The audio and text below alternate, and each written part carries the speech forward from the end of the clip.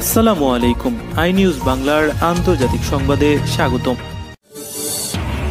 Russia Ukraine যুদ্ধ বন্ধে রাশিয়ার কাছ থেকে তেল না কেনার জন্য ইউরোপের দেশগুলোকে আহ্বান জানিয়েছেন যুক্তরাষ্ট্র প্রেসিডেন্ট ডোনাল্ড ট্রাম্প। একই সঙ্গে চীনের উপরে অর্থনৈতিক চাপ তৈরি করতে বলেছেন তিনি।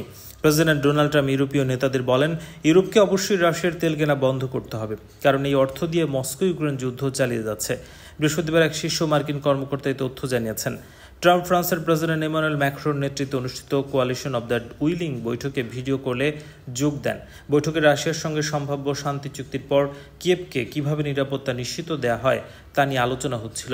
হোয়াইট হাউসের এক কর্মকর্তা জানান, ম্যাক্রো ইউরোপীয় নেতার প্রেসিডেন্ট ট্রাম্পকে বৈঠকে আমন্ত্রণ জানান। ট্রাম্প স্পষ্টভাবে বলেন, ইউরোপকে রাশিয়ার তেল কেনা বন্ধ করতে হবে, কারণ শুধু এক বছরে ইউরোপীয় ইউনিয়ন রাশিয়ার কাছ থেকে জ্বালানি কিনে 1.1 বিলিয়ন ইউরো দিয়েছে।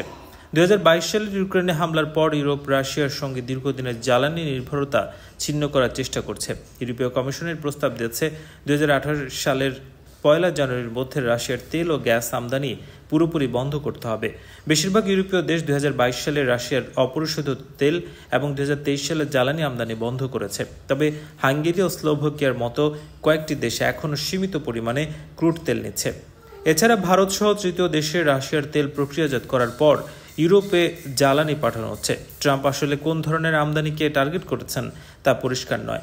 কর্মকর্তা আরও জানান, ট্রাম্প বৈঠকে ইউরোপীয় নেতাদের বলেন, রাশিয়ার যুদ্ধ অর্থায়নে চীনও ভূমিকা রাখছে, তাই তাদের উপরও অর্থনৈতিক চাপ বাড়াতে হবে।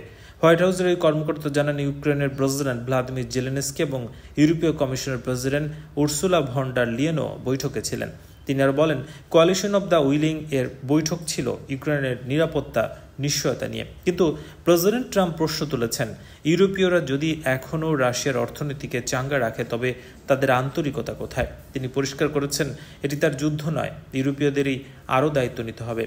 ট্রাম্প এর আগে সতর্ক করেছিলেন, রাশিয়ার তেল কিনলে সংশ্লিষ্ট দেশগুলোর ওপর নিষেধাজ্ঞা আরোপ করা হতে পারে। তবে গত এপ্রিলে বহু দেশের ওপর শুল্ক আরোপের সময় মস্কোর ওপর সরাসরি কোনো শুল্ক আরোপ করেননি।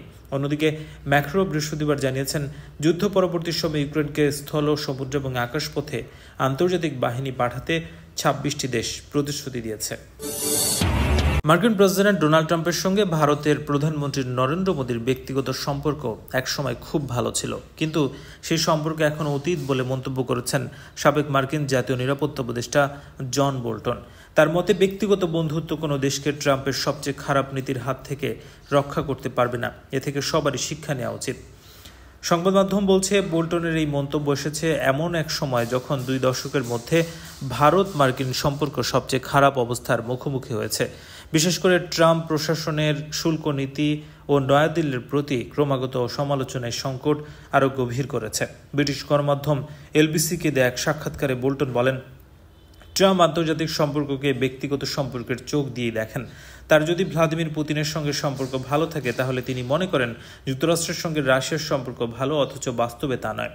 প্রথম দফায় ট্রাম্প প্রশাসনের জাতীয় নিরাপত্তা উপদেষ্টা হিসেবে দায়িত্ব পালন করা বোল্টন মার্কিন রিপাবলিকান এই প্রেসিডেন্টের কড়া সমালোচক। তিনি বলেন, ট্রাম্পের ব্যক্তিগত মোদির সঙ্গে সম্পর্ক একসময় খুব ভালো ছিল, তবে সেটা এখন শেষ হয়ে গেছে। এটা সবার জন্য শিক্ষা।